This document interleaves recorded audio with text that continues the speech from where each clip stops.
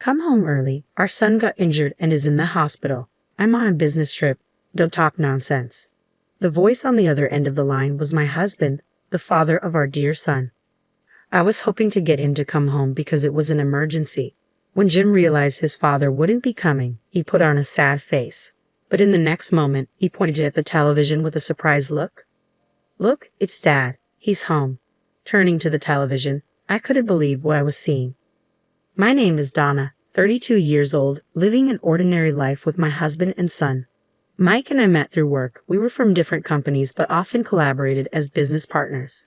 After he asked me out, we dated for 2 years and got married when I was 27. Shortly after, I got pregnant, took maternity leave, and gave birth to our son Jim. I returned to work last year when Jim started daycare. Since Jim was born, the time Mike and I spent as a couple has drastically decreased, and that's been a concern for me lately. We used to go on a lot of dates. It's a bit lonely, but I guess it's a happy problem to have. After all, our child is the most precious thing in our lives. We are more than blessed and happy. One day, while we were having dinner, Mike started a conversation. "Oh, that's right, Donna. I have a business trip this weekend." "A business trip? On a 3-day weekend?" "Yeah, it's unfortunate, but the client can't meet any other day." "I see. Working on long weekends, you must have it hard." "Yeah, I wanted to relax at home, but it's work, so I can't help it." Upon hearing our conversation, Jim, who had been listening intently, exclaimed, with a troubled expression and began to appeal to Mike. "Daddy, you have to work on your day off?" "Sorry, Jim, Daddy really has to go this time." No. You promised we'd go to the museum on our next day off." "We can visit the museum next time, Jim. I'll definitely take you next time." "Dad, you said that last time too, and we didn't go to the amusement park." Challenged by his son, Mike gave a troubled laugh. As a mother, I tried to calm Jim and reason with him. "Jim, you see, your dad is working hard for you, okay?" "For me?" "Yes, that's right. He needs to work even on his days off. Just this once, so we can go on fun trips with you." "So we can go on a trip next time?" "Of course. Next time we'll definitely make him take us to the amusement park and the museum." "Yeah, Dad, you promise?" Seeing Jim happily stick out his tiny pinky to make a pinky promise brought a smile to my face. I didn't want to ruin the mood, but there were many other things about Mike's recent behavior that bothered me. First of all, the number of times he worked overtime has drastically increased. He used to finish work on time and come straight back home to spend time with us, yet recently he's only been coming home on time a few days a week. Today he happened to come home early, so we were able to have dinner together as a family. With Mike being home less, the majority of Jim's care has fallen onto my shoulders. I love Jim, and I don't mind taking care of him or doing household chores, but to be honest, there are times when I want to rant a bit. I don't want to doubt him, but is he really working overtime? Such unpleasant thoughts made my chest feel tight. To clear up my worries, I decided to talk to Mike after Jim had fallen asleep. He was watching TV with a beer in hand. I casually started the conversation. "Hey Mike, there's something I want to ask." At my call, Mike turned to me and said, "What's up?"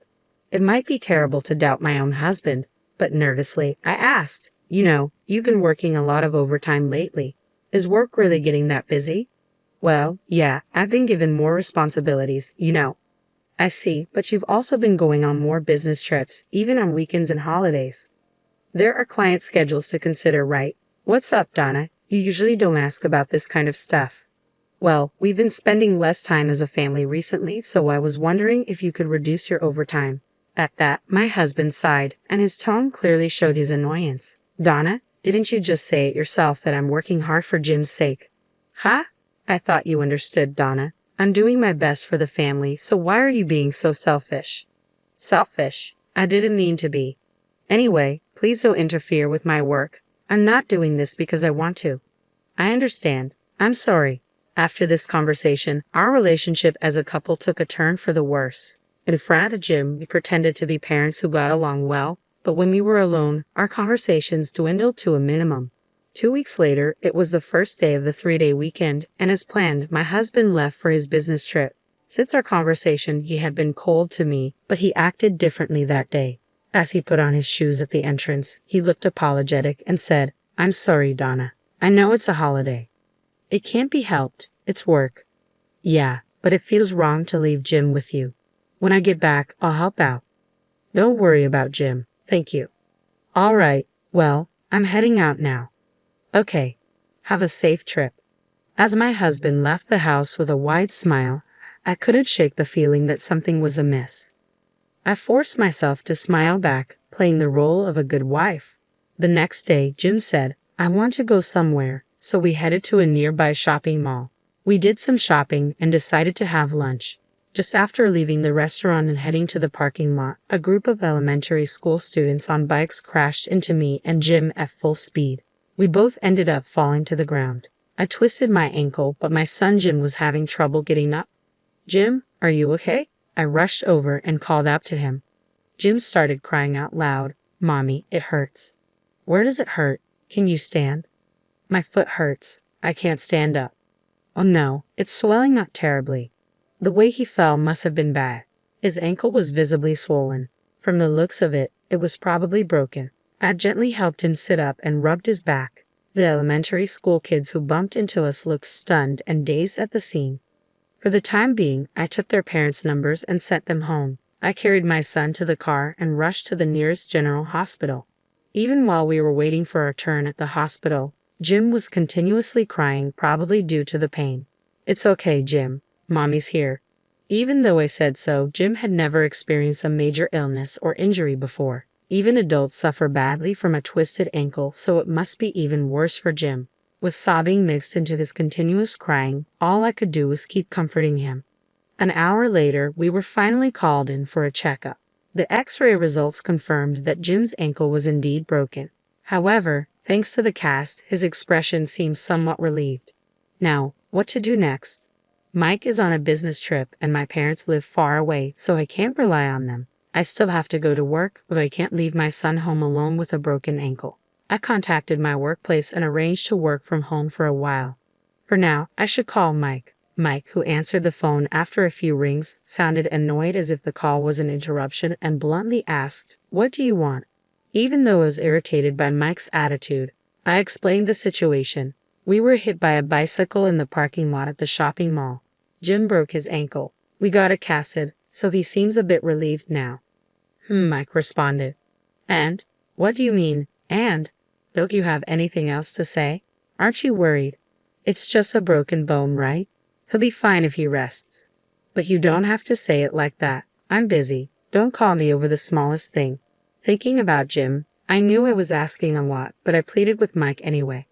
I'm sorry, but is there any way you can cut your business trip short? What? What are you talking about? That's impossible. But with Jim in this condition, I can't even go shopping. I can't cook either. I don't care. Take him with you. He has a fractured ankle. How do you expect me to take him? Come home early because our son got injured and is in the hospital. I'm on a business trip.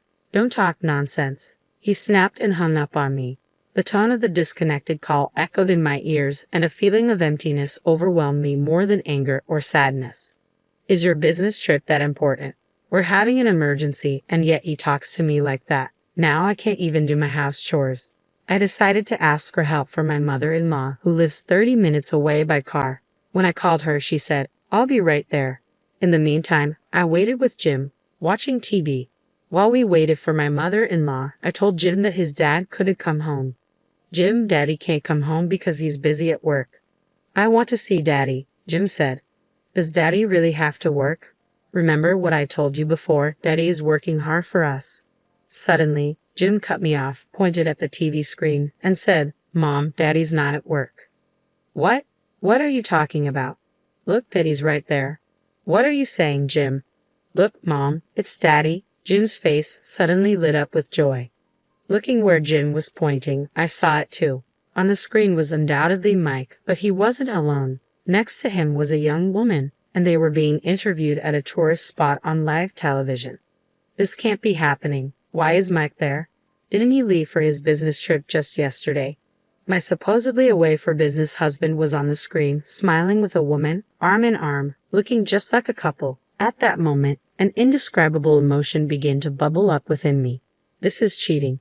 Once I was certain, I quickly hit the record button. capturing evidence of Mike's infidelity. Not wanting Jim to see any more of this, I quickly changed the channel. Soon enough, my mother-in-law arrived. While Jim took his nap, I decided to tell her about Mike's infidelity. "Mother-in-law, I have something to tell you." I stared into my mother-in-law's eyes and quietly told her, "Donna, what's wrong? You seem so serious. Can you take a look at this?" I played the recording from earlier. There it was, irrefutable proof of infidelity. When the interviewer asked Mike if he was on vacation, he responded gleefully, "Yeah, I finally got some time off." "That's great. Are you here with your wife today?" "No, she's still my girlfriend." "Haha, I hope to marry her someday." "Very sweet. Enjoy your trip." "Thank you." I stopped the footage as soon as Mike's interview ended. Witnessing her son's infidelity, my mother-in-law covered her mouth with both hands, lost for words. While I was wondering where to start, my mother-in-law bowed her head deeply. "Donna, I'm so sorry. My stupid son." "Mother-in-law, I'm thinking about divorce." "Yes, of course. I understand. I won't stop you. What that fool did is unforgivable. I'm sorry." "Don't apologize. Please, for Jim's sake, you should seriously consider divorce." To confirm the truth about Mike's infidelity, I called his workplace. A staff member who was working over the weekend confirmed that Mike did not have any business trips scheduled. On the contrary, it was revealed that he had taken numerous paid leave days in the past few months.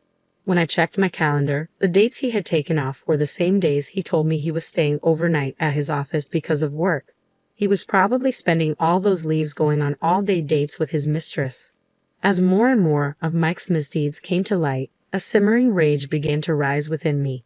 To tell such an easily discoverable lie and to even go on a trip with his mistress, how much more does he need to make a fool out of me? Once my anger subsided, I quickly decided to come up with a plan to get back at Mike. Even my mother-in-law approved of me filing for divorce, so I'm not holding back. A few days later, before Mike got home, I invited my mother-in-law over to our place and had her wait for him in the room next to our living room. I couldn't let Jim witness this mess, so I left him with his grandfather at my in-laws' place. Unaware of anything, Mike returned home and appeared before me with a big smile on his face. "I'm home. I got you guys some souvenirs." Mike held out a box of sweets, but there was no way I would be deceived by such a thing. I slapped away the box of sweets he had offered and coldly said, "Did you enjoy your trip with your mistress?" "Ha! It's impressive, isn't it? Buying souvenirs for your family from the place you went with your mistress. When did you get so bold?" "Hey, Donna, what are you talking about? A trip with my mistress? Don't play dumb." "I don't know. I have no idea what you're talking about," was all he repeatedly said.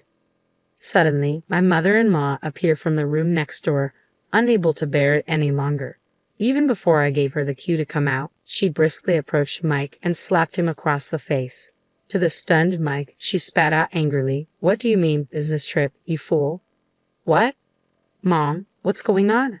"I just went on a business trip." "Huh, can you still say that after seeing this?" My mother-in-law slowly grabbed the TV remote and played the clip from Mike and his lover's interview. Seeing this, Mike's face turned ashen. His mouth opened and closed with no words coming out. The souvenir Mike had brought back was right from the shop that appeared in the clip. There was no more room for excuses. Perhaps realizing that he couldn't lie any further, Mike bowed deeply in apology right on the spot. His eyes were filled with tears as he began to apologize to me. "I'm sorry, Donna. I thought it was just a fling. I'm not serious about her." "So what? I'm supposed to let this slide because it was just a fling?" "Oh, that's not. But believe me, you are the one I love, Donna."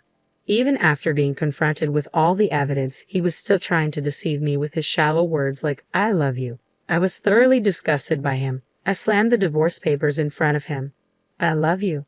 Quit messing with me. Do I still look like a fool to you? Our son got injured and you still lied to go on a trip with your mistress. Unforgivable. You make me sick to my stomach."